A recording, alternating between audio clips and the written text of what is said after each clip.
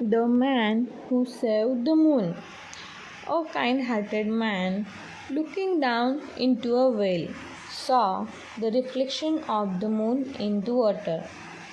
Oh my God, the moon has fallen into well, he muttered mournfully and hurried to fetch a hook tied to the end of the long rope.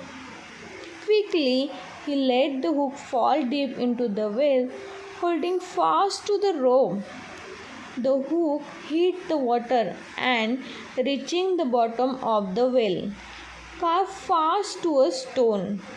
Thinking that he had got the moon, the man pulled up the rope with such force that it broke and he fell sharply down flat on his back, nearly unconsciously.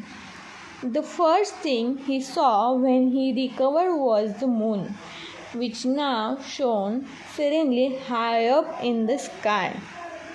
The man groaned in pain but said contentedly, I broke my back, but thank God the moon is saved.